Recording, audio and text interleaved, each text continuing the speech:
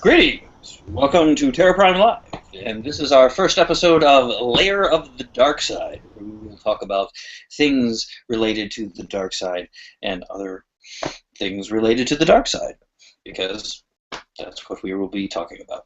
So, we apologize for last week. We had a couple of technical difficulties, and we had to cancel the show because we kept getting dropped from the internet, so that happens every now and then. But we are here this week, so we will begin. We've got a nice panel here of LX apprentices. Going down the line, we've got our good friend Count Arcanus. Gary, how you doing? I'm doing really well, thank you, Master. Yourself? Pretty good, pretty good. Next, we've got Lord Zythos. Yeah, that's right. All right, there we go. Scott from River City Jedi, so welcome, welcome. Thank you. And our good friend Iraq, also from the Great White North. How are you doing, sir? Very well, thank you, Master. How are you tonight? Very good. Okay, so here we are. Lair of the Dark Side. What are we going to be talking about? As we go on, there's going to be some changes in the TPLA structure that will be coming on. One of those things is, as you've noticed, we've started other features, not live features, like Weapons Locker and the training hall episodes and stuff like that. And we're going to continue adding kind of episodes like that and shows. And one of them, of course, will be this, Lair of the Dark Side.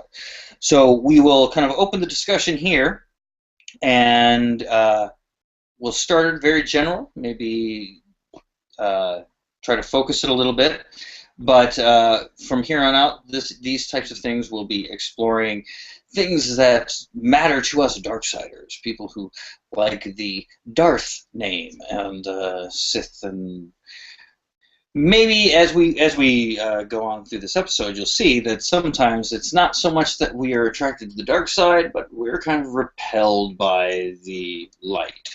So there's all different avenues to the dark side that we will explore. So there we go. Starting out, I would probably have to say we'll have to talk about exactly what we mean by the dark side. There's all kinds of variations of what it is. In the original movies, of course, Darth Vader has fallen to the dark side. Luke is tempted by the dark side. The Emperor masters the dark side, and all this. And in that context, the dark side kind of takes on a kind of villainous force. So you have the Force, and then you have the dark side. And while that works and is very true within the narrative context of the Star Wars movies and stuff like that, in a philosophical context, it's a little bit surfacey. And I think what has happened is a lot of people who have been drawn to the aesthetics, to the characters, to the type of things that are associated with the dark side have kind of gravitated towards that, and we've tried to flush it out a little bit. And it's become a very, very kind of multifaceted thing. Even within canon, and if we consider canon just what's officially released, in the Clone Wars, you have a bunch of dark side type of organizations. You have, of course, the Sith. You can argue that Darth Maul and Savage Opress are still the Sith, even though they're not technically really the Sith. They're just kind of like a kind of rogue Sith. I guess you could consider Death Watch a little bit dark side, if we consider the dark side the kind of box for the villains, you know.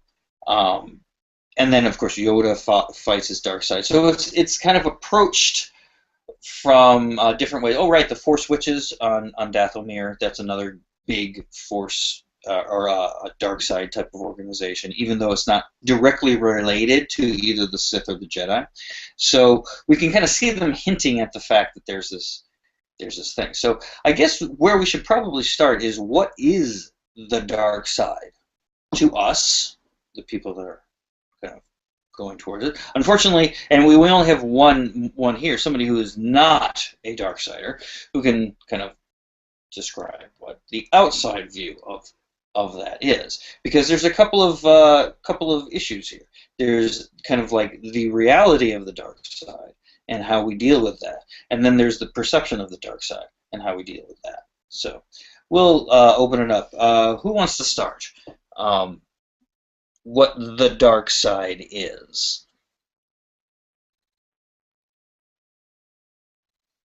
Anybody? Okay, I'll jump in on that one. The sort of the reality of the dark side, or certainly my sort of perception of it. It seems to me that we're looking at something that is perhaps a little bit less restrictive than perhaps what you might perceive the light side to be. I think it's something that where, in a sense, you kind of look in those places that other people are either afraid to look or are unwilling to look. So you're sort of dealing with sort of in a sense kind of looking at everything, looking at all possibilities.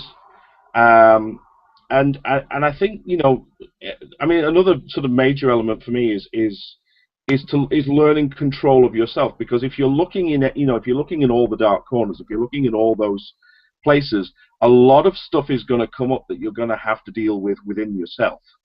You're going to encounter a lot of things that you perhaps don't like to bring out in the light of day all of the time.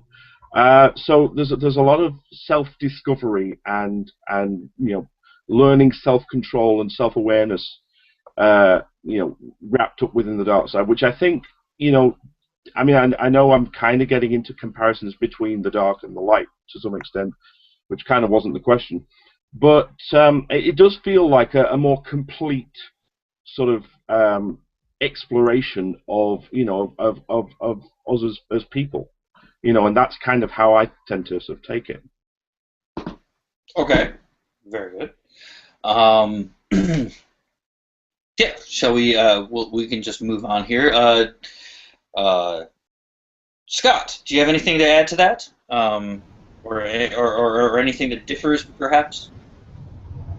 Yeah, dark side definitely. There's a couple different ways of looking at it, right? Absence of light. People will look at it as an opposite side of a light spectrum. People are doing good versus people are doing bad.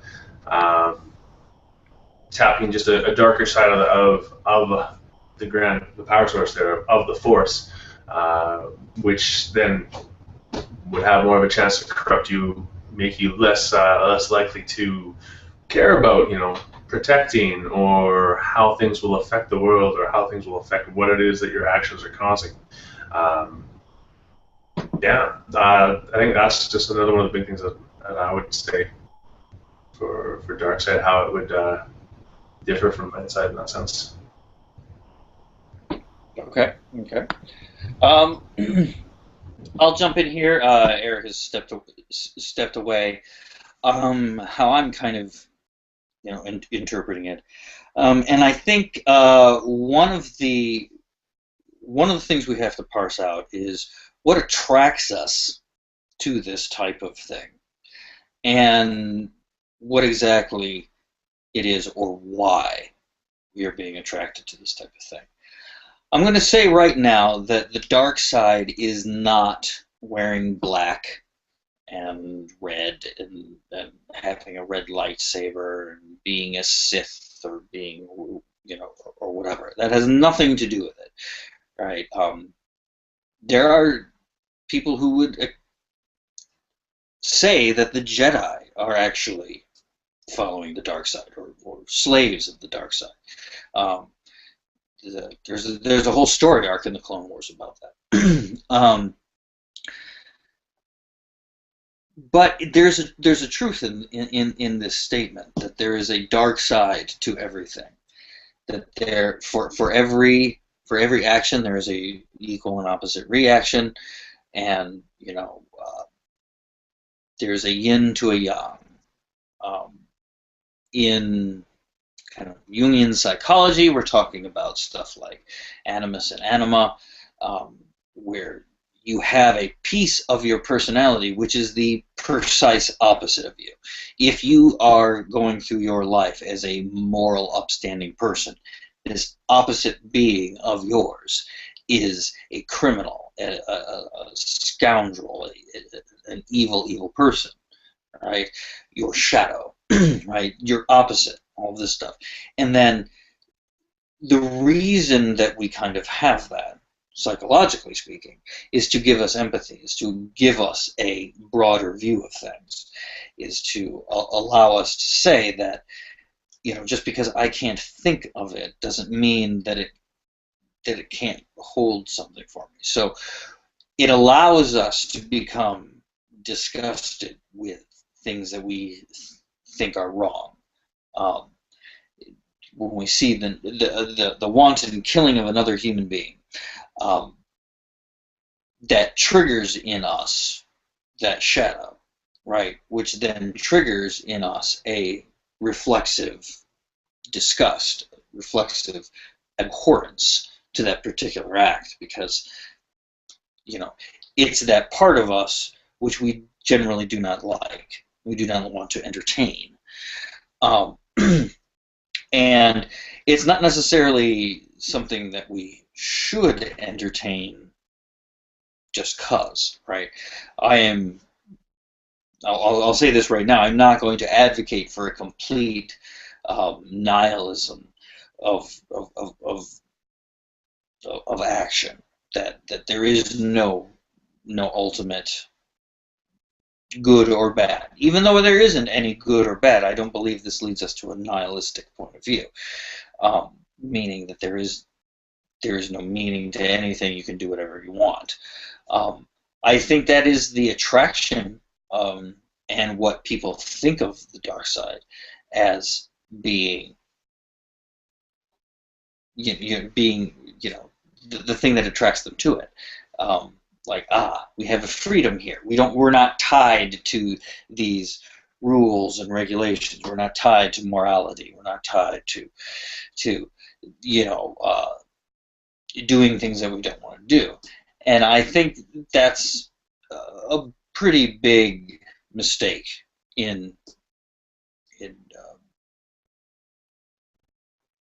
idea, or thinking, because if anything,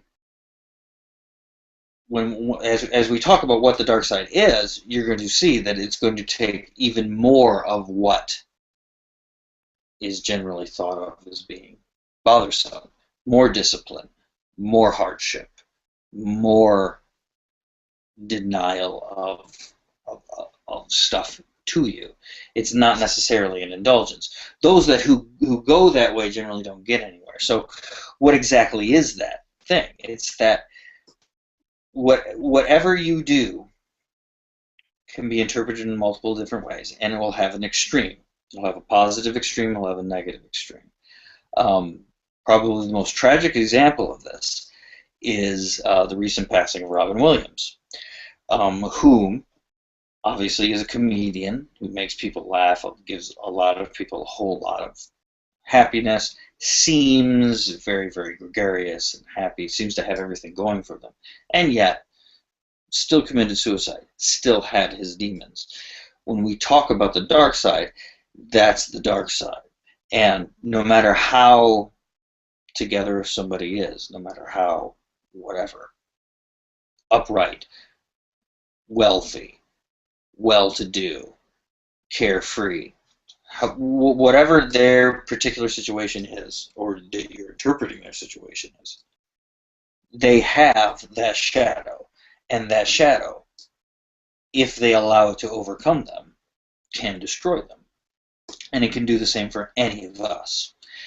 So simply taking the dark side because you don't want to follow the rules of the light side won't get you anywhere, because the dark side is going to have probably more rules, because you're dealing with things that you know are dangerous, or at least you should know are dangerous. And we can get into the different ways that's expressed thematically through like the rule of two and all that kind of thing. How dangerous this type of thing is, and we can also talk about why this is particularly dangerous. But that dark side is that however good you believe your actions are, there is an aspect to them. There is a context in which they can be placed, where they will not only be negative, will be the most negative thing that you could possibly do in that situation. You can see that easily with medicine. There are certain medicines that if you take for a particular condition will cure you. If you take that same medication for a different condition, it will kill you. And that's, that's just the fact of the matter is. Anemia and blood clotters, right? If you have anemia, right, and you take a blood clotting medication,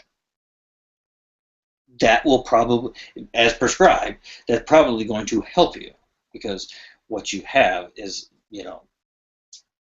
that, or not anemia, but where you bleed a whole lot. The term is escaping me at the moment. But you want a clotting agent, right? You give that even to a normal person, a hemophilia. Thank you.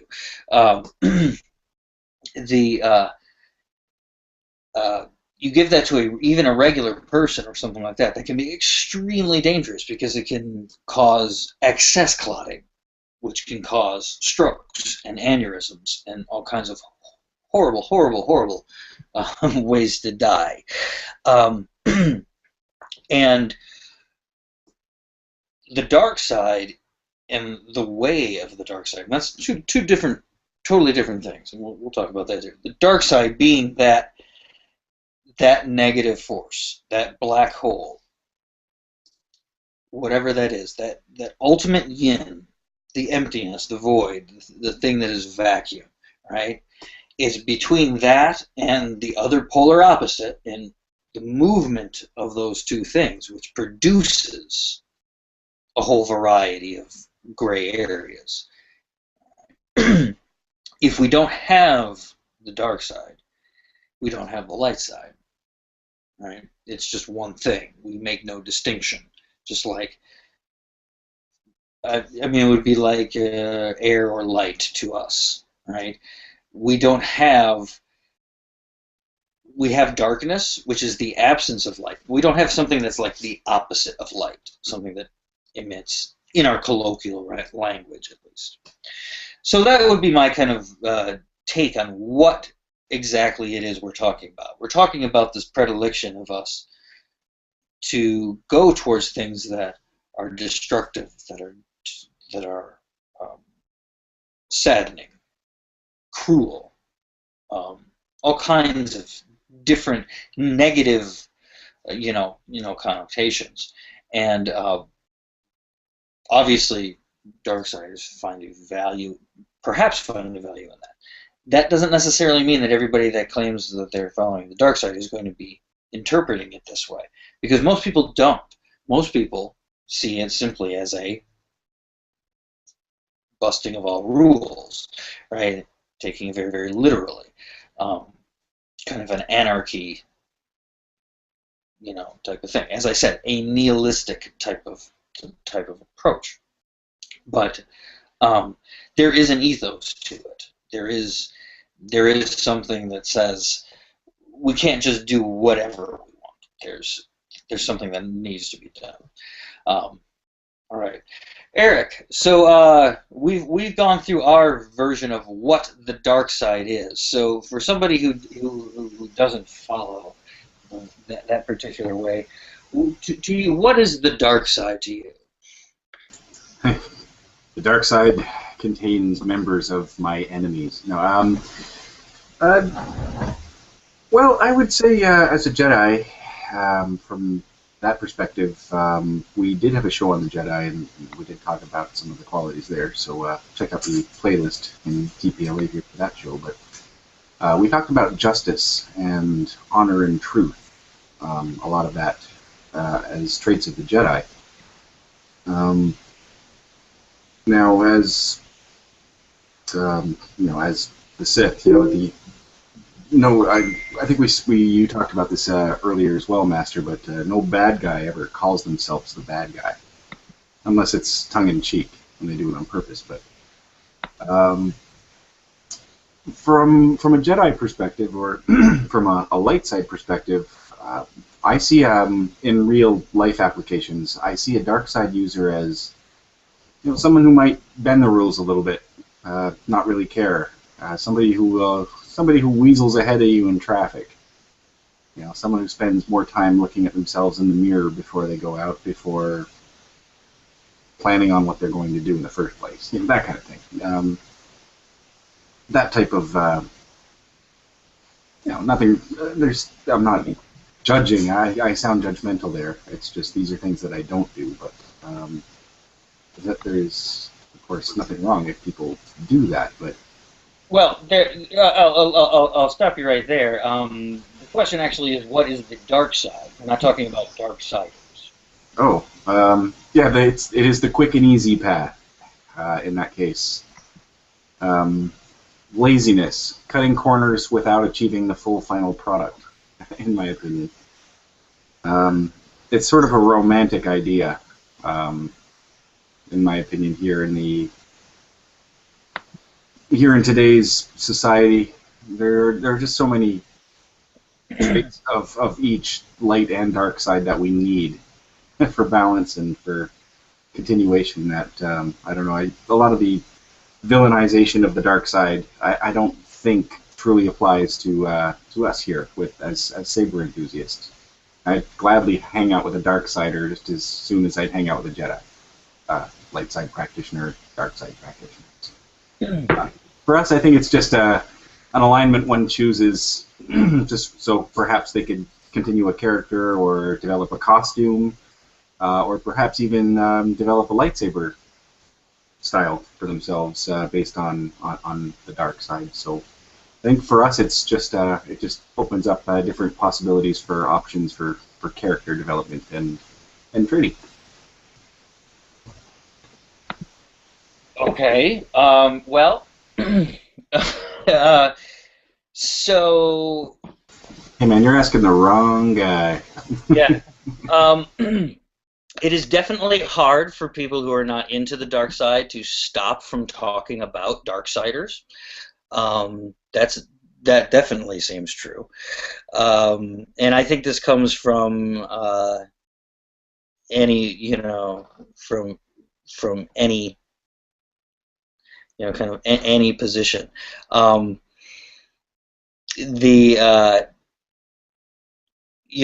or not we're hanging out with each other is kind of a moot point, since we are hanging out with each other. So there is that. But as far as the quick and easy path, yes, that's obviously the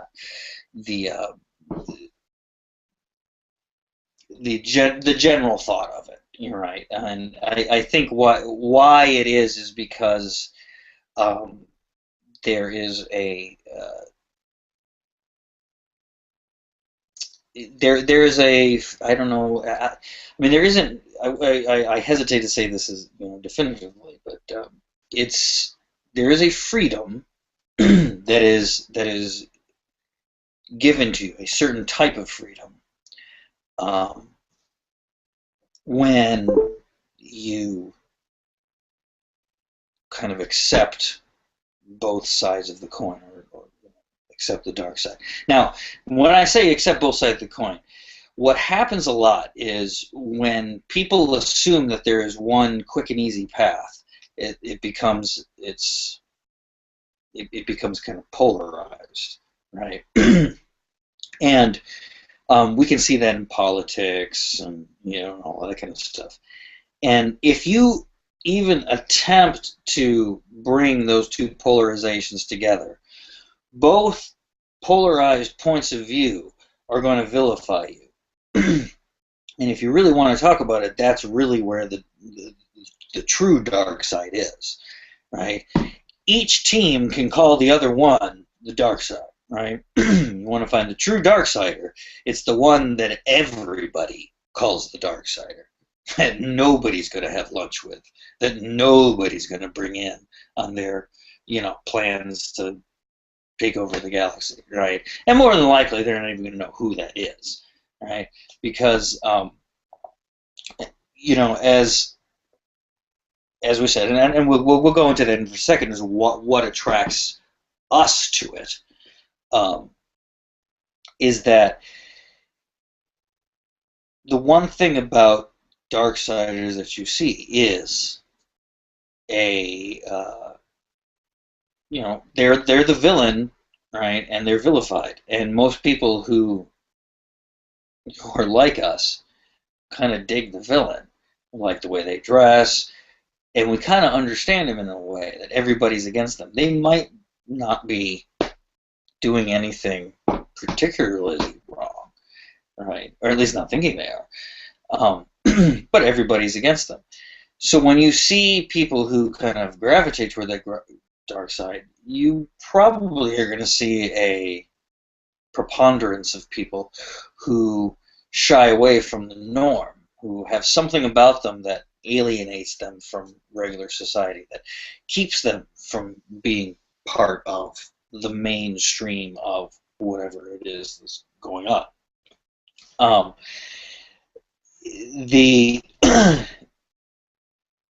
The predilection to talk about, Darksiders instead of the dark side, which you can see a lot of times, even though we're talking about, it's easy to talk about here because this is make-believe. These things don't really exist, so we can talk about them.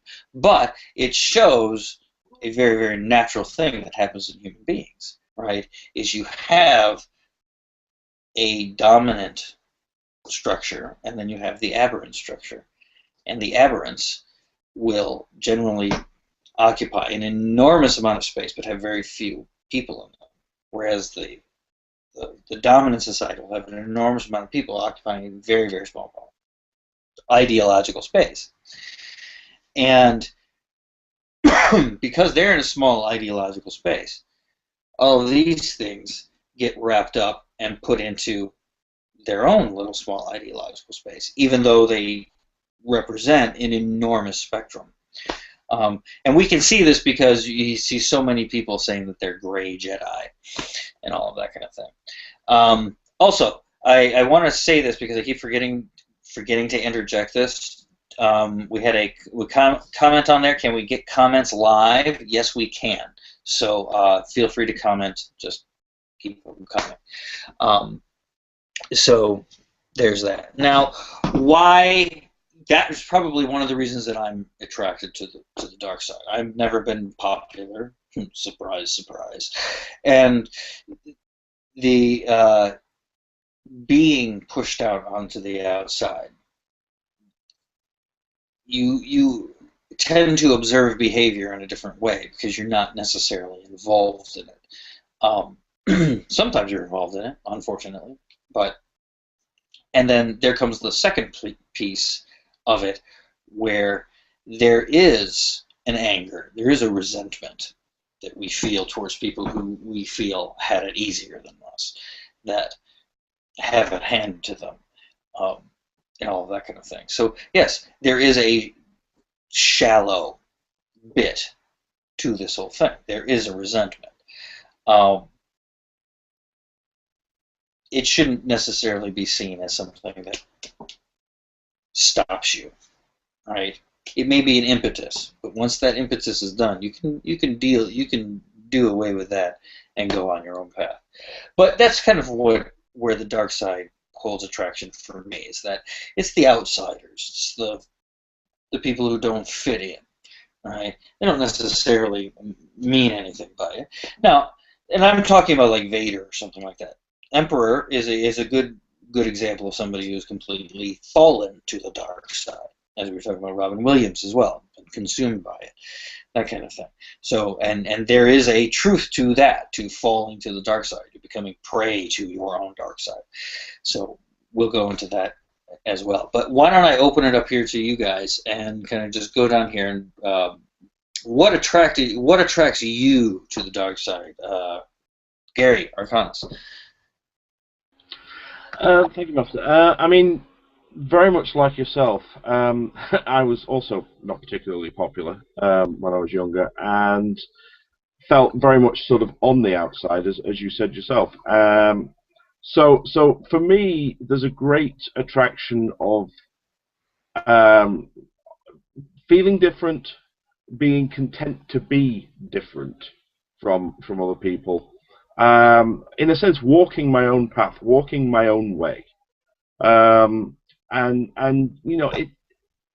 acknowledging all everything that makes up who I am. Not having to hide things, not having to reject or shun things, and being appreciating that there's sides of me that are pleasant, and and there are sides of me that are less pleasant, and not being ashamed of that. And I mean to some extent, my sort of, you mentioned about Vader. I mean, my kind of in canon example would have to be Dooku. Surprise, surprise. Because there you have somebody who is completely at ease with himself, has accepted everything that makes him who he is, and sees himself as pretty much a very kind of honourable, upstanding kind of individual. But he has the capacity to do what needs to be done to get what he wants and to get where he wants. And that is something that I've always found as an aspiration very attractive. So it is that side of it for me. It's walking my own path and being not being judged by other people and being content in that. Yeah, I think that's common.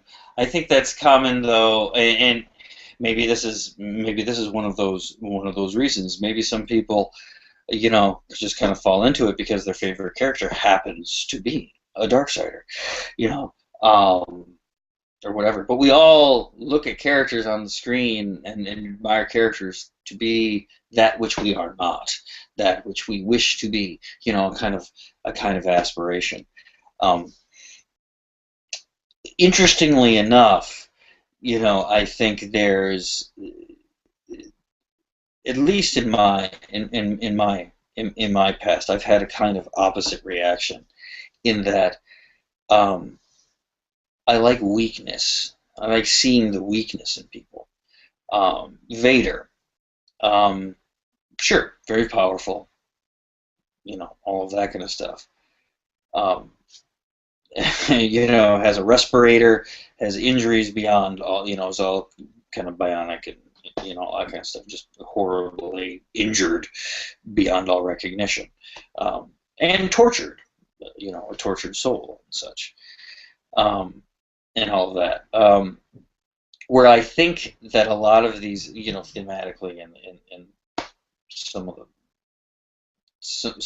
the fiction out there, that when I don't kind of connect with a particular villainous character is when they are two-dimensional, when they just think that they're the shit, right? And I have to say, the Dooku of the movies I couldn't stand. Because of that, because it was just like he was just this arrogant dude. Who cares, right? Okay, you're head chopping fodder at that point. Now you watch the Clone Wars, you have an entirely different character, right? You have somebody who has depth. You have somebody who is, he is trying his best to please his teacher, his master, all of that. He is trying to do something, right? There is a goal that he has in his hand, And unfortunately, he has mostly complete idiots working for him, whether they be droids or anybody. And where you see most of the conflict in that character is that he just can't get. He has the brilliant plans. He has, all of these things taken into account. It's just these morons that he has to deal with, right? I think one of the best examples of that is in one episode in the Citadel arc, whatever. Somebody says, "So you did not tell me that they broke in earlier." He says, "Well, I wanted to save the good news for a surprise." He said, "Well, good news would indeed be a surprise." So, and I think that's probably the best thing. So, that kind of thing, and I think the depth that Dooku brought as far as the Darksider aspect of it was huge in that respect, because it gave him a reason why he was acting like this. Maybe he wasn't really like that. He wasn't that cruel. He is just so fed up and so frustrated because he then gets blamed for all of their mistakes, right? He is responsible for all of that. And obviously when he has to give up Ventress, I think there's a brief moment where he's pained by that, so we can see all of that kind of thing. But anyway, why don't we move on here to Zythos, Scott? What attracts you to this whole milieu, as it were? I think it was kind of a gradual, over time kind of a thing. It starts off like, back in school, you want to get some homework done. You're like, no, you know what? I can put it off. I can do it on the way to school. Oh, you know what? I'm doing it in class as they're trying to actually get the assignments in. So you're trying to bend and push the rules just a little bit further and a little bit further. And eventually you're seeing, hey, you know what? I can cut corners in all kinds of different places, and I can achieve the same results there with a lot less effort. Which, as it goes, and you end up finding out that there's all kinds of other things you got to keep in balance and check as you're trying to do this, to try and keep up with all the corners you're cutting and everything you're trying to do to stay ahead of the game there. And it becomes a challenge. It becomes fun. It becomes a game in a sense where you're trying to push more, push harder, see how much more you can get away with, more you can do with things. Also comes from what people expect you to do and expect you to be, and how they expect that. And I hate doing what people expect. So it kind of goes along with what Gary was saying there about trying to walk your own path, or trying to be different, trying to be unique. But at the same point, it's not by following the standard norm there. It's not by kind of going on what society says is acceptable. It's following your own path, whatever it is that you want to do. In that sense, I guess that's kind of what that's the lure for me. Well, I would have to ask that if that's the thing, when you can just kind of like walk off on your own path, and that's it. What, I don't know, what differs it from just doing nothing? From doing nothing, in a sense. Nothing. From just being undeclared and saying, screw it all. Why does it? What exactly does doing whatever you want when you want, pushing all those rules and everything like that, what does that actually get you? Cutting the corners. There's a good Russian saying that says, "In lies you can get ahead in this world, but you can never go back." Right. So my questions as far as because that is the thing, the cutting the corners. It's like, this is the easier way. It's not the easier way, and I have to really, really, really, really stress that as far as my view of what we're particular thing. And I think we can see that in real life analogs, like in Taoism and all this kind of stuff. It's not the easier way; it's the harder way, right? You're looking for the most direct route. Direction takes unbelievable discipline. Discipline that most people are probably unwilling to do, meaning you can't cut any corners, right? None, right? Because even when you're trying to be good, you cut corners. You make concessions so that you don't hurt somebody's feelings. You word something in a particular way that saves a particular situation, right? That's a way of cutting corners and stuff like that. Whereas when we're talking about this, if we go here direct to it, right?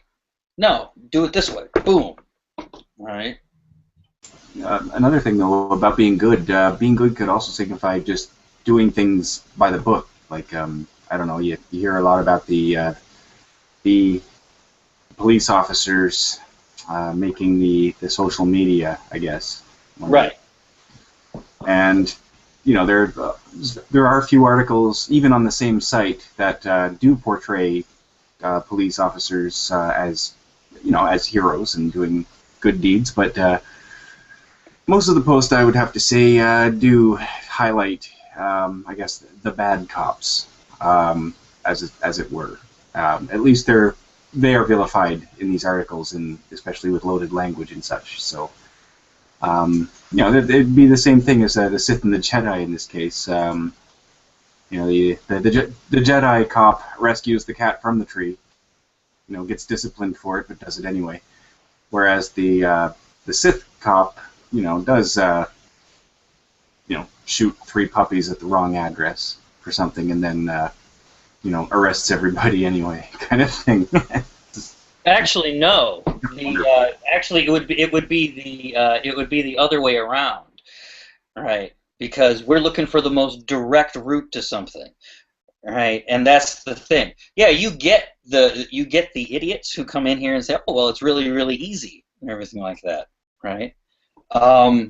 Well, why is it that Ventress got dropped? Why is it that you can only have one apprentice, and why is it that all of these masters are so cruel to them, right? Because it ain't easy, right? It's not the easy way. It's the harder way, right? The easier way is to just go around with a rote set of rules, right? I shall do this, and I shall do this, right? Life don't work that way. On the other hand, merely rebelling against rules just to rebel against them is still being controlled by them. Right? That's not walking your own path either. You're being controlled in the opposite way.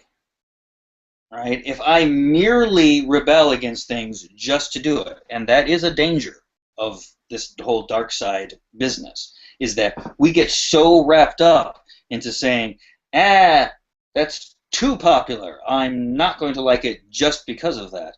We may discard things that, well, we shouldn't have. Right? There's always something to be learned from something, right? A Jedi will fall from the dark side almost immediately if put into that particular situation. I don't know about a Sith because who knows? The Sith don't really exist. Right? It's just people who claim this, but there's only supposed to be 2 of them. And I see a whole lot of red lightsabers out there, so we're just going to assume that everybody's just bullshitting, right? So me included, come on, but you look at what's happening with police, especially here in the United States right now, and that's a perfect example of this, right? The badge, the moniker, the idea that you are performing a service which is so needed and so utilized, so honorable, and so, everything, which it is, right? The temptation to take that too far, right, can be seen over and over and over and over and over and over and over again, right? Power corrupts, absolute power corrupts absolutely, right?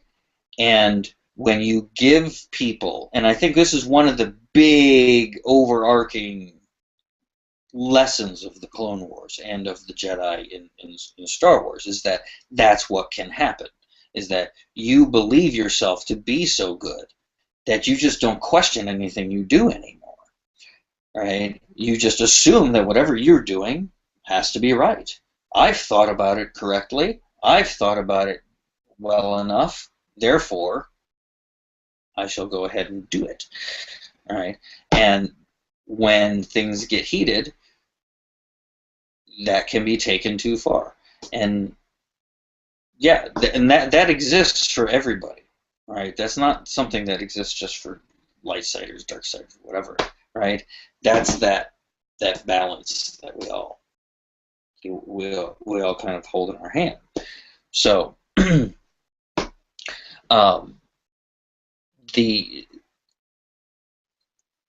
when you see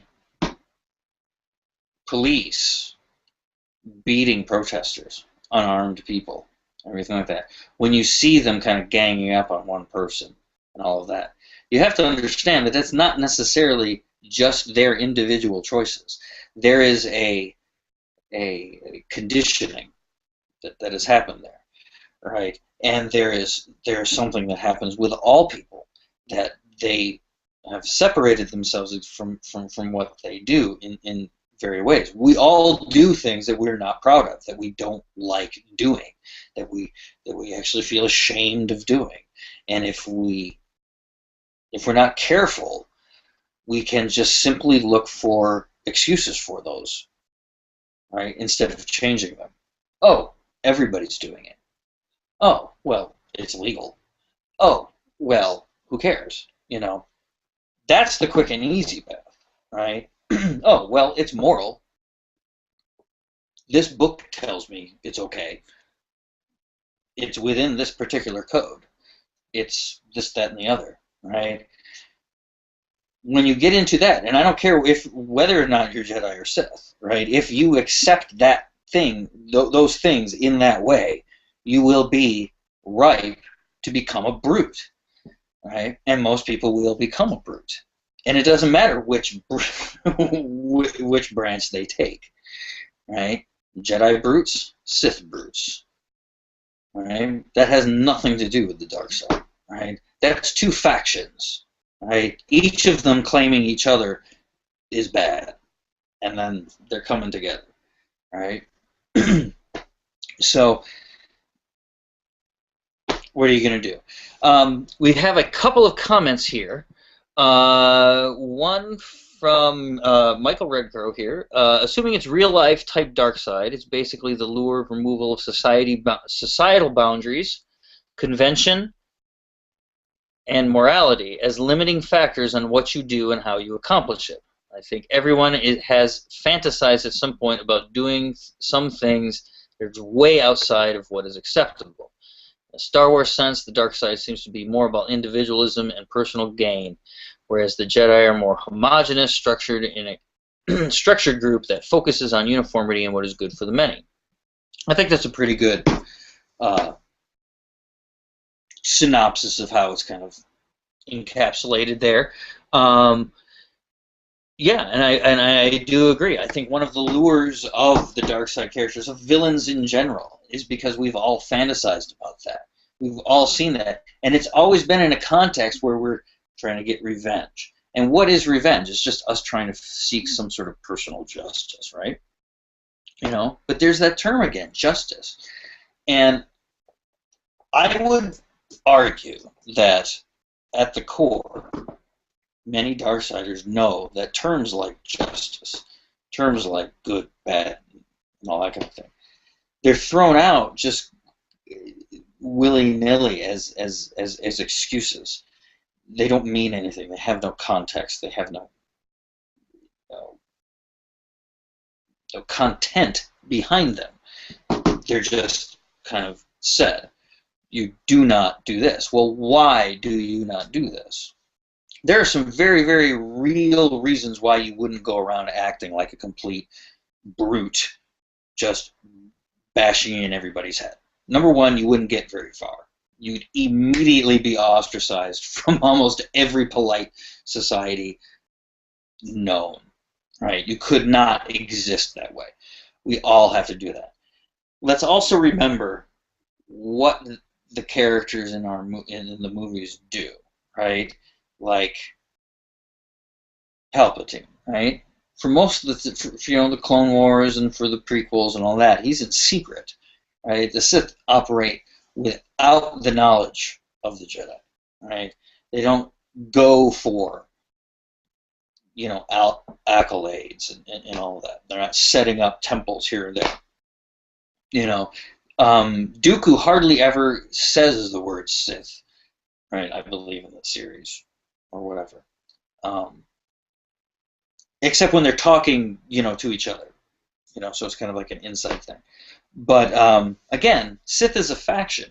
When you look at all of the other ways that you can interpret, the dark side, as far as like Force witches and bounty hunters. You could even consider Han Solo a little bit of a dark sider, right? Because he bucks the system. He's a rogue, a renegade, right? And again, I would probably, just like me, Han Solo was one of my favorite characters.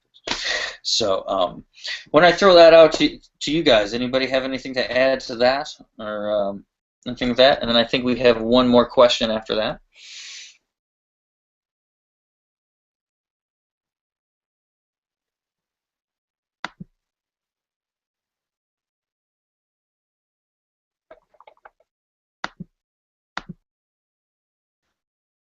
Nothing?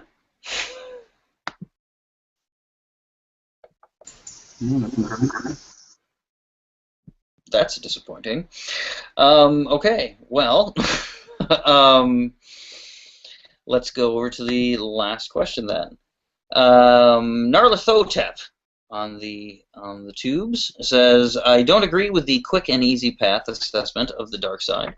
Within the context of the Star Wars universe, the dark side characters suffer immensely, Lord Vader in particular.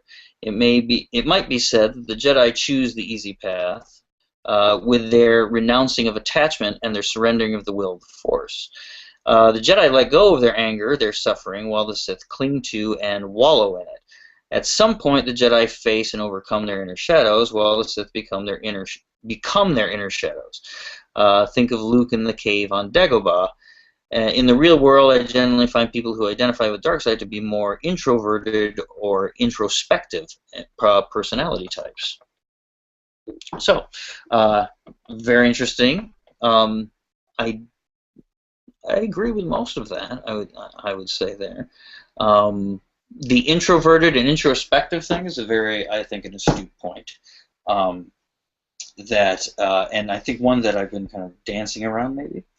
That the dark side takes a lot of contemplation, and I think Gary said it too. There's a self-discovery. There's a kind of,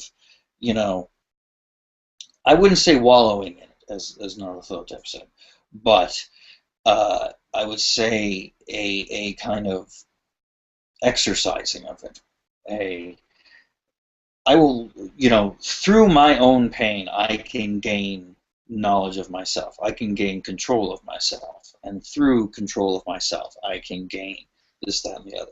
And I think that's where I would interpret the Sith code, if I were to interpret the Sith code personally.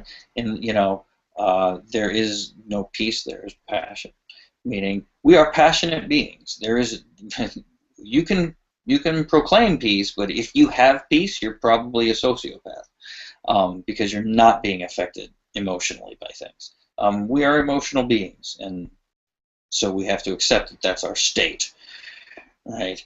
And then learning and accepting each of those things through the passions, through our passions, through our loves and our hates and our ups and our downs and everything like that, we gain strength, we gain experience, all kinds of stuff. Right. Now, granted, these trials, and I think the suffering thing is a very, very important thing, especially within the Star Wars context, is that there is a huge amount of personal suffering that usually comes from or leads somebody to the dark side. And I think that suffering may be shared by many of us fans in various forms and in various ways. But there's really you can't really compare them. That would be unfair. Yeah. So, anybody here have anything to add to that, or any thoughts that might come there?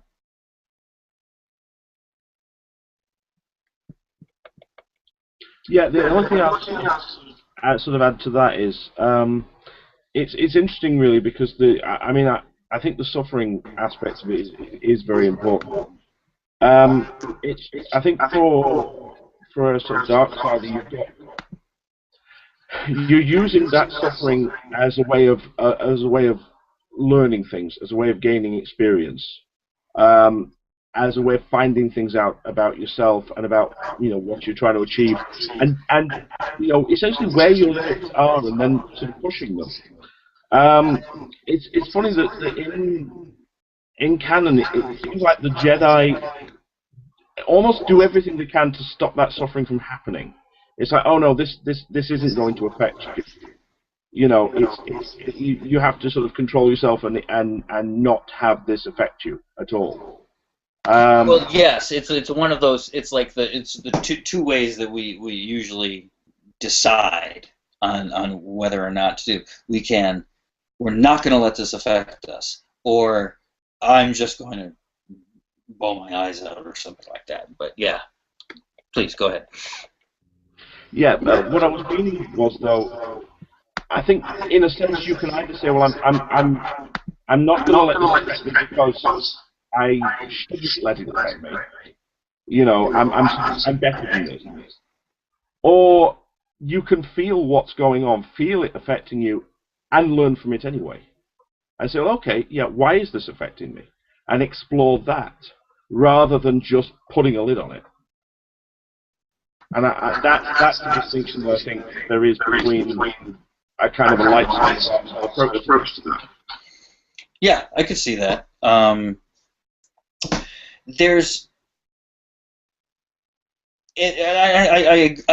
agree there. It can be, and I think it's been demonstrated not only in the Star Wars canon and in real life and everything like that, and I think the tragedy of the Jedi is that whole thing. You could look at that whole fall of the Jedi as them falling to the dark side. They became complacent. They became indolent. They became, unwary of their own, prejudices and all of that kind of thing, and allowed those things to pervert their view. They said the dark side clouds everything. Does that necessarily mean that Sidious was casting a dark side spell out there? I don't necessarily think so. I think what Yoda was referring to was that they had and I think Mace Windu actually says it, that they have a diminished connection to the Force, and that is a direct relation to they've now become the dominant force in the society. They are now the oppressor, if you want to call it that. Right? And so, thematically, in that way, when we're talking about ourselves, there is that aspect of it, and then there is the internal aspect of it, because that's what we're left with. We are ostracized, we're pushed out, and we spend time with ourselves.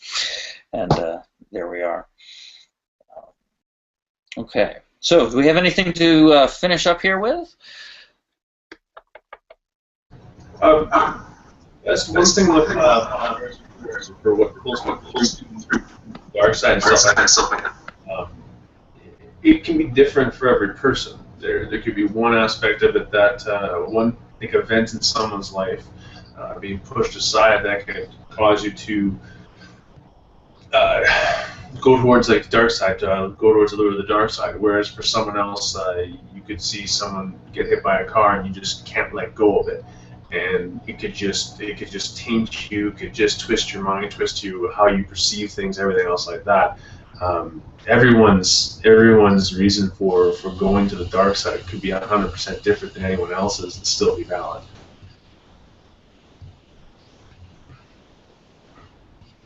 Yeah, absolutely. And I think when people, and I think that's one of the thematic things with the dark side is that you fall to the dark side when something like that happens to you. You're unprepared for it, right? Whether it be an accident, whether it be something gets in you.